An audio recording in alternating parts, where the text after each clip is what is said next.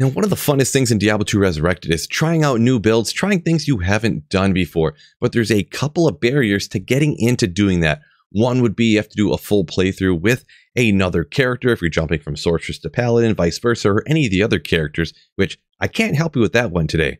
But the other one, man, farming up an entire set of gear to go with the other character, it can be so hard, trying to trade for it, trying to find the stuff. Well, wait.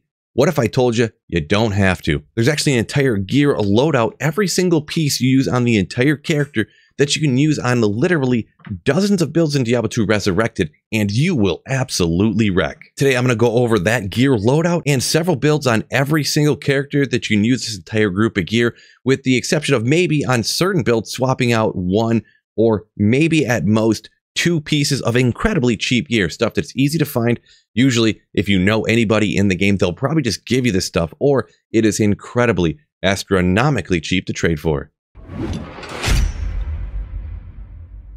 Now I'll show this gear loadout here on the Necromancer, but remember, it doesn't really matter what character or what build we're initially starting off with, because this gear will work across dozens and dozens of different builds on every single character. There are definitely budget options you can swap in for some of these. Some of them are expensive, I will admit, but all these builds work with much cheaper options as well. And I will note that if there is any builds where there is a piece or two that you would have to swap out in order to get the build to actually function, I will note those. Now we're just going to go over it super quick. Feel free to pause and look at any of the stuff you want to look at for a little bit longer, or if you want to stop and think about. So we got Heart of the Oak over here. Obviously, these are going to be casters, pretty much every single build, unless we're swapping some stuff out for certain characters. Here we have the Spirit Monarch. We got a Shaco up here. We have a Enigma, Trang's Gloves. We have Arachnid's Mesh, Alder's Boots, making up for the fire res that we are lacking on the Spirit, because Spirit doesn't inherently roll with the Rune Word with any fire res. For the amulet, we got a Mara's up here. We have an SOJ here, and we have a Caster Ring right here. And just for some quick other options, you know, obviously we're talking over here budget options, Spirit Monarch, you should be able to get that for most characters. A Caster Amulet, depending on if you need to get to an FCR breakpoint or not, could be a great option here. Up on the helmet, billions of options, super mega budget. You could go with a lore up here, a Viper Magi, or a stealth here on the armor. There's obviously going to be Mage Fist you could go with over here. You could go with Frostburns, depending if you need the mana. You could go with a couple of cast rate rings. You could go with a couple SOJs. Ravenfrost, you could throw on here, a ton of other things right there. Boots, War Travelers, some Magic Find, Tri-Res boots, some rare boots, stuff along those lines. Now, off on the other hand here, we have Call to Arms and a Spirit. You definitely want those if you can get them. You notice down here, just to show you, you can transfer pretty much everything straight over. I don't even have a torch down here because you would need a different torch for every single character. By all means, get one if you can. Do it, because torch is absolutely amazing. But just for purposes of video, no torch, no skillers, nothing like that. We just have a really bad Geed, to be honest, and an Annie Charm online ladder. Annies are super easy to come by because Declone spawns every other second. Now, looking at the Mercenary, just hire whichever one's going to work best for your build at the time. That's what I'm going to do in this video as well. Here on the Necromancer, for the particular one we're starting off with, I'm going with the Might Mercenary, but we're going to keep the gear actually here for the full loadout the same for every single character. We just got an Insight, we got an Andar's Visage, we have Fortitude. Obviously, Infinity would be great on a ton of different builds. It's really expensive, decide to skip it for this particular instance. And you could go with the Talismask and Treachery, an absolute go-to option that's more budget than this right here. So, Editor Phil here, and I realize I didn't mention all this gameplay is actually on just Players 1 difficulty, but essentially every one of these builds will work easily up to Players 3 difficulty, with really a majority of them, probably 80% of the ones you can use this gear set for, will actually hold their own on Players 8 difficulty, and they'll actually be even better once you get the absolute min-max pieces of gear. For the first build here, hey, we'll test it on Terrazone, why not? We're going with the Summon Necro. Now, this build is actually amazing, amazing. Great even with budget gear. Here we have pretty good gear, and it works even better. Come down, amp damage, wait till something gets taken out, usually by the Mercenary, and all the skeletons block everything, and bang, bang, bang, you corpse explode the group. Everything absolutely rips. This works in a ton of different places as well. It's corpse explosion, half physical, half fire. Now here's another Necro. This is the Summon Necro, and even though you don't have the D-Web, it's not going to work quite as good.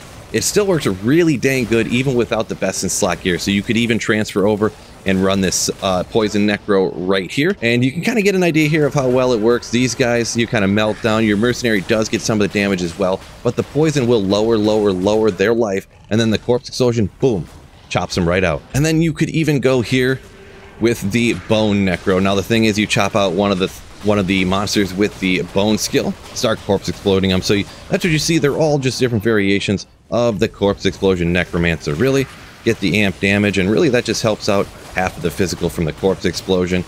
You get down a monster, you start blowing up all the bodies. Bone, bone, bone, bone, bone, just start boning away. Wait a second. And then just go ahead and chop them out. Boom. Down. Giant packs of monsters go. Even that pack right there is usually quite difficult, but Corpse Explosion Necromancer, you can use this full setup. Works great. Next up, let's see a few examples of Druid builds that this exact gear loadout will work absolutely great on. First up, hey, we'll head out this Terror Zone again. Here we have the Tornado Druid. Tornado Druid is kind of a classic. It's been great for a very, very long time. Here we are, Terrorized Eldritch. Hey, we'll go down and take out Terrorized Shank as well. Why not? This build works very well, and with this exact same gear loadout, works absolutely great. Could hop into the Chaos Sanctuary again, but hey, how about the Pits, a very low level 85 area. You can see how fast with this gear setup and this build, you can absolutely slap down monster after monster after monster. That Hurricane does tons of damage. You throw out the Tornadoes, tons of damage right there, and yeah, you could just jump over. As soon as you get this build played through, you get up to the proper level, slap that gear on that you already have, and get to wrecking in a new and refreshing way with a build maybe you've never tried before, or maybe one that you just haven't played a whole lot. You could do a Fire Druid as well. It's just not really my favorite, so we're gonna go ahead and jump over that and show you even with this Summon Druid. Yes, the Summon Druid can actually do really dang good with this. Mainly for this build, it's all about plus skills, so getting skillers and stuff would help out even more, getting the torch. But you see, you can sit back behind your summons, just kind of lay back and let them do all the work. So maybe you want to do a little bit of a different build, maybe one that you couldn't do back in LOD, one that got boosted up maybe more recently here in Diablo 2 Resurrected. You go ahead and rock the Summon Druid with the same build setup as well. And yes, I understand this one's not the fastest, but yeah, we're just giving you different options here. Who knows what you're going to think is fun and what you don't think is fun. That's what's great about having the same gear loadout. You don't have to spend all that time getting all the gear together to make your build work. Many builds will work with this gear setup. Next, we'll show this on a few different Sorceress builds. I couldn't possibly show them all because on the Sorceress, this would work on, I don't know, probably a dozen different builds just for this character. But we're going to go with one build from each skill tree. We're going to start off by showing you going down to Andariel. Now, here's where you can get a ton of, like, good stuff early on in ladder or offline single player in order to get your characters really going. So, you want to come down here, or Terrorized Andy, absolutely broken. But here we are. You can go ahead and blast away, drop some meteors, kaboom, Andy just ripped right out. This is also another good build. Pretty much all the Sorceress builds are, I guess, but for running Mephisto, takes him out pretty easy. Static helps out a bunch, and of course from the range, you could go ahead and Moat Trick Mephisto as well if you really wanted to. But it's not really necessary on this build. You can just rain down a couple of meteors, hit some fireballs on them, take them right out. So we'll jump to another pretty standard build that's been used since the beginning of time right here. We have the Blizzard Sorceress, and we could test it out in Andariel Mephisto, but why don't we go ahead and jump down to another classic place. The Ancient Tunnels, no cold immunes for you down here, and once again with the exact same gear loadout, absolutely wrecking all the monsters, super fast, good place to go ahead and get those high-level unique since it's an 85 area. You could also take this out to places like the Stony Tomb. So this gear loadout, once again, like I said, can't go over every single build that this would work on for the Sorceress because it would just take, well, its own dedicated video essentially. But let's go ahead and hop to another build that would work, and we'll hop over to the Lightning skill tree this time. And on the Lightning skill tree, I decided to go with Nova. So even though you have the same gear setup, it's not made specifically for Lightning. We've got, ooh, almost my 220 Java gloves. We've got the Shaco up here, not the Griffins. We got no Infinity. We got no Thunder Charm. Build still works really dang good. Look at it chop out these giant packs of monsters in a level 94 Terror Zone. Level 94. One reason I love this Nova Sorceress build, farming keys and runes like this from the Countess. 1 kill, Ral for crafting, Am, Thul. Great for those spirit rune sets right there. Not to mention you could get keys from her too. Killing monsters, ghost packs down on the way as well. I've definitely gotten high runes in that manner as well. Monsters incredibly weak. You could also obviously go out against the summoner and, well, much more dangerous, go after Neolithak as well. Next up, with almost the exact same gear setup, we're going to show you a couple Paladin builds. I will note when I swap something out, actually. So the only difference is, instead of using Spirit Monarchs, you should be able to get yourself a Spirit in a Pally Shield where you get more all-res. You see the resistances are at 80% with 45 to the fire. So this is a 45 all-res Pally Spirit base that I used to make this. But don't forget, you could, if you wanted to, just to swap it over, and you can even use those Monarchs over here as well until you actually get yourself a good base and can roll a 35 FCR Spirit. You could do that. Now we'll go ahead and rock this Paladin out in the Chaos Sanctuary, an amazing place that the Paladin is well known for, and as you can see right now, we're rocking the Fist of the Heavens Paladin, one that's newer here, good in D2R, wasn't great in LOD, but now you can absolutely wreck a ton of areas. It does damage to undead and demons, so it's real great here in the Chaos Sanctuary. That's everything here, folks. So look how much damage and how fast you can really clear stuff with this essentially generic caster setup. This build is really quite good. Even probably, I would say, underrated, even though it's not rated as bad. I just think even people who think it's really good, I think it's even better than probably even they think it is. I say this build really is right up there with the Hammered In for clearing monsters in places like the Chaos Sanctuary. Next up, we'll stick to the Chaos Sanctuary. Why not?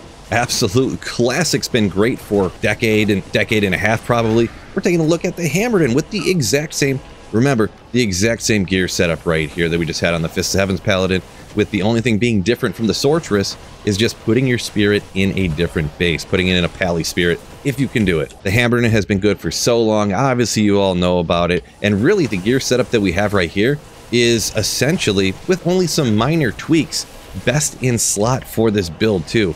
You really, only a couple, like I said, a couple of gear choices moving around, maybe getting a better roll here, a better roll there, is going to really like put this as the best possible gear in slot for this particular character. You are not going to have a bad time if you're out here rocking a Hammer, and you can even clear Player's 8 simply with this build. Here we are now looking at least one build here that I'm aware of on the Amazon, and you do have to swap out one piece of gear, but you have an incredibly cheap option to swap in there. Here we have Titan's Revenge, and the enhanced damage almost doesn't matter on this particular build. We're going to take it out to an absolute classic place for the Lightning Fury Javazan. And that is this red portal right here, the Secret Cow level. Now, yes, you do have to swap out that one piece, and there are even a few other pieces that are really cheap that could make this better. One such instance I'm talking about is the Razor Tail. Let's go ahead and get a good group of cows here, but even if you don't have it, you can go ahead and just absolutely wreck cows. This is going to be a great spot to find Runeward bases if you are looking for that Pally Spirit base right there, something you could go ahead and use.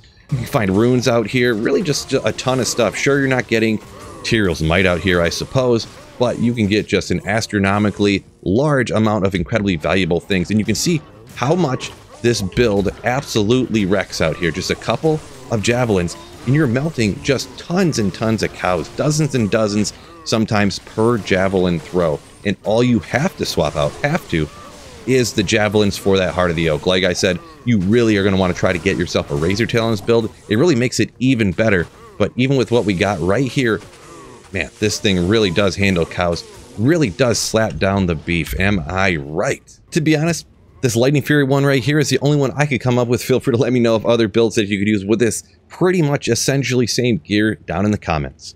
And now we're over at the Barbarian, and yes, we can take a look at a Caster Barbarian right here, and you don't even have to swap any gear pieces. We still have the Heart of the Oak and the Spirit Shield. Yes, you are allowed to do this. I know a lot of people making their Singer Barbs, you know, you want to have two weapons. I get it for more plus skills and FCR and all the other stuff on there, but you could rock this exact same setup. Still works really dang good. Having two Heart of the Oaks here, great. Having two Whiz Spikes is another option, or two Suicide Branches, or really any combination of any of those casting items that I just mentioned. So we'll take it out to a classic spot for this Singer Barb here, and this has the exact same FCR breakpoints as the Sorceress 105. We're taking it down to the pits. Now these are super weak monsters. Howl, howl, howl, down they go. Drop nothing there. And this is generally a player's one build anyways for hunting those uniques and stuff like that. So the pits, great place to go ahead and take it. None of those dropped anything, but also you can take advantage of this find item skill. Oop, there's another item right there. Take this monster out. Oop. Generally, I would only kind of take the time to use the find item on the champions and bosses, since they can go ahead and drop you, you know, Griffin's Eye, Tyrael's Might, yada, yada, yada, things like along those lines. But go ahead and howl them down. Go ahead and find item. Unfortunately, nothing there. Move on. You can absolutely use it other places as well. Eldritch Shank, another classic place. You can use this at Pindle. You can use this at really a ton of places. I will just say it is pretty much a P1. Maybe you can get up to players 3 if you get all the skillers and things along those lines. But man, absolutely amazing unique hunter right here. And on the final character here, I could go with the fire traps, but I'm going to go ahead and show you the classical lightning trap assassin. So where are we going with this? Another place I love farming just because the monsters are so easy. You can find all the uniques in the game. Let's head out to the pits. This one being exactly the same gear. Throw down some traps and you get the corpse explosion from the actual death sentry, working similarly to how the necromancer does. Go ahead and throw these down. It's a little bit slow here because we aren't really having any attack speed. We got the gear set up for the cast rate, which is actually not how the traps work. They actually get thrown down on increased attack speed. So if you want to go ahead and min-max this more, which I would probably recommend, you can go ahead and look at, I have build guides on my channel for all of these builds. So when you get all this gear over, you can absolutely wreck things just like this. And then as you can get more value, you go ahead and min-max, min-max, min-max, and make these builds even better. We'll go ahead and telestomp him, let the mercenary take him out. So just throwing the traps down, letting them do their work, and just kind of moving on. So this one right here, probably my favorite assassin build that there is. Really does work really dang good, and you know, like I said, it's real easy to get to because you can just use this same gear setup you use on a ton of other builds already.